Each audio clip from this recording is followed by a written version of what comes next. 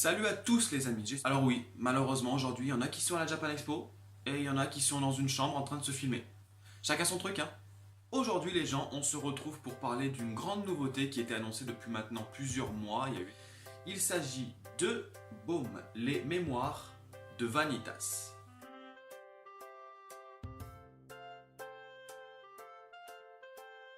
Je vous montre également vraiment la couverture parce que je la trouve très stylée avec un dos comme ça. J'aime bien quand l'écriture est un peu décalée là.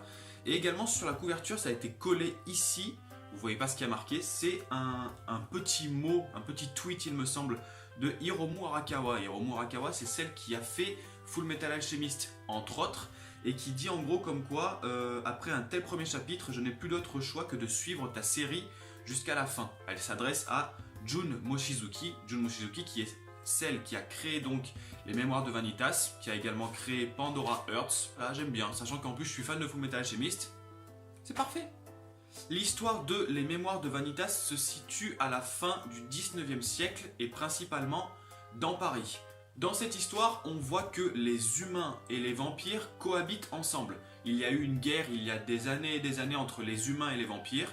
Les vampires ont, entre guillemets, perdu la guerre et les humains pensent que tous les vampires ont disparu. C'est une erreur, les vampires existent toujours. Par contre, il y a une règle chez les vampires qui est ne plus tuer d'humains. Malgré cette règle qui est apparemment respectée de tous les vampires, il y a quelques mois maintenant, énormément de vampires sont appelés des maudits. C'est des vampires en fait qui sont contaminés par on ne sait qui ou on ne sait quoi et qui se mettent à attaquer les humains. On apprend dans cette histoire en fait que les vampires naissent tous généralement sous une lune rouge. Ça, ce sont les vampires qui sont normaux. L'histoire raconte qu'il y a un vampire qui est né sous une lune qui était bleue. Ce vampire, il s'appelle Vanitas. Dès qu'il était petit, il a été un peu martyrisé par les autres et il a été chassé du village par les vampires normaux parce que lui justement n'était pas normal. Et on apprendra que ce vampire-là a créé un livre qui est le mémoire.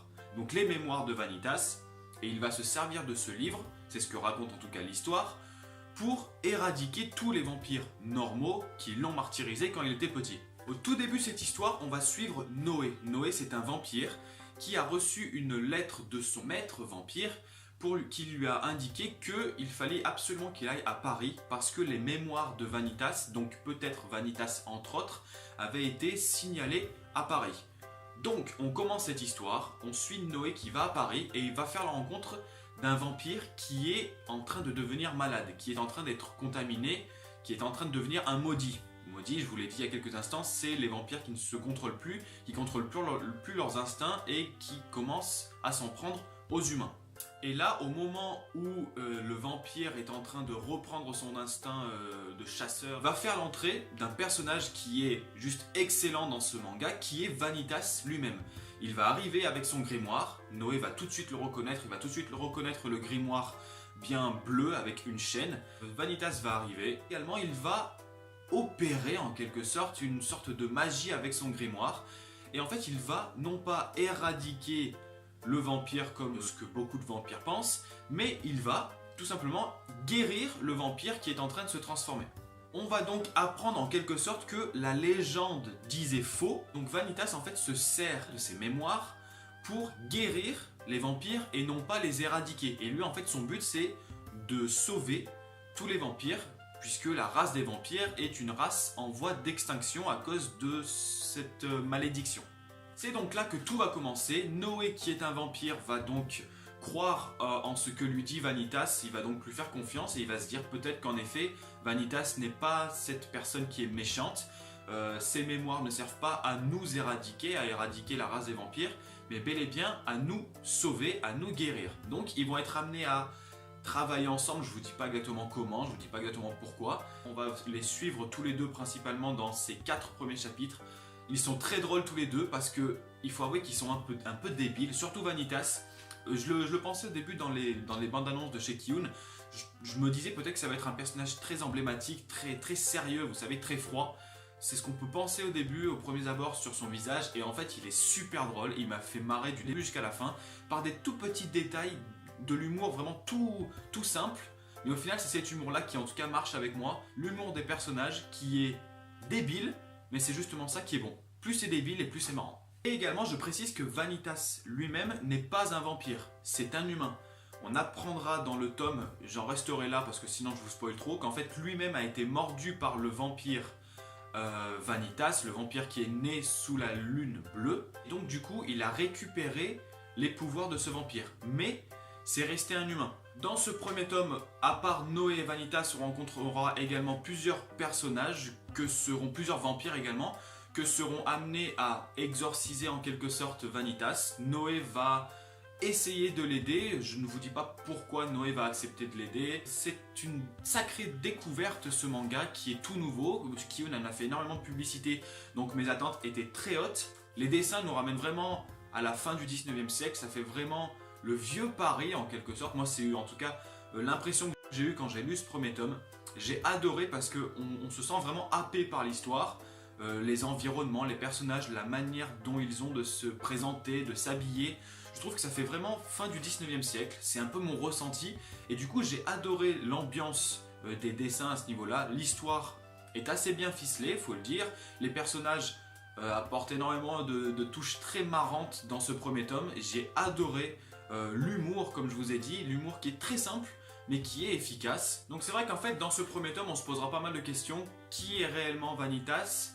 Pourquoi essaie-t-il de sauver les vampires alors que lui-même n'est pas un vampire?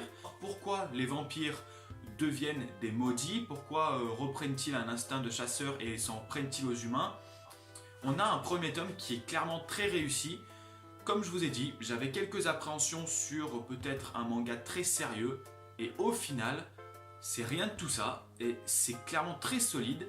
Et j'ai vraiment passé un super bon moment dans ce premier tome. Également, c'est un petit détail, bien sûr, on ne s'y attardera pas tant que ça, mais la durée de vie en quelque sorte du manga, il y a la durée de vie dans les jeux vidéo, il y a également une durée de vie dans les mangas, et c'est assez bon puisque le roman, non c'est un manga, le manga est assez épais, et ce qui fait qu'au final, la lecture est assez longue. Moi je l'ai lu 2 fois, la lecture est assez longue, et voilà, ça apporte un plus au manga, donc c'est parfait.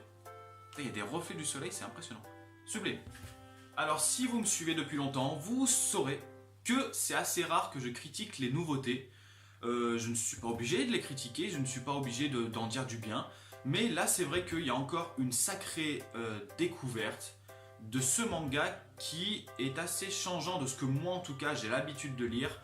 C'est vrai que j'aime pas trop le système de notes, mais si je devais donner une note, clairement, je pense que ça serait un peu comme un coup de cœur de cette année. Également avec Im, avec Reine d'Égypte, avec plein de nouvelles sorties. Et donc je pense que je donnerai un 10 sur 10. Donc bien évidemment, pour tout ce que je vous ai raconté jusqu'à présent, vous avez vu, j'ai pas de montre. Je me sens très mal quand j'ai pas de montre. Écoutez, je vous recommande fortement de lire ce manga. Il y a les extraits gratuits déjà à lire sur le site de Kiyun.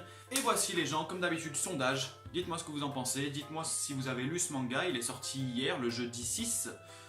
Oui, j'ai pas de montre donc je peux pas voir la date. Il me semble qu'il est sorti le jeudi 6. Si vous l'avez lu, dites-moi également ce que vous en avez pensé. Je suis sûr que vous serez pas déçus. C'est assez frustrant, on est vendredi et il y a la Japan Expo. Et voilà, j'habite loin de Paris, trop loin de Paris. Et du coup, je ne peux pas aller à la Japan Expo. C'est vrai que c'est assez frustrant, surtout cette année. Le fait peut-être de faire des vidéos, peut-être, je sais pas. Mais c'est vrai que j'avais vraiment envie d'aller à la Japan Expo. Et c'est assez frustrant de ne pas y être. Mais voilà, je me dis l'année prochaine, David, il faut absolument que tu aies économisé pour aller sur Paris, ce qui est quand même assez cher, faut le dire, et pour aller à la Japan, voilà, parce que c'est quand même une sacrée expérience, je pense, et puis pouvoir rencontrer de nouvelles personnes, c'est vrai que ça aurait été assez chouette. Donc voilà, ça sera pas pour cette année, mais malgré tout, je croise les doigts et je me dis que l'année prochaine, j'aurai mis tout en œuvre pour y aller. Donc je vous souhaite de passer un agréable week-end les gens, profitez bien si vous êtes à la Japan Expo, je pense que ça va envoyer du lourd. Passez un bon week-end, il va faire très chaud, ça c'est pas mal, ça fait un peu une compensation de ne pas aller à la Japan Expo. Je suis pas à Paris, je suis pas entouré de mangas, de cosplayers, tout ça, mais il fait beau, donc c'est plutôt pas mal. Merci d'avoir regardé cette vidéo et je vous dis à la prochaine. Bisous à tous. Et surtout, si la vidéo t'a plu, n'hésite surtout pas à t'abonner.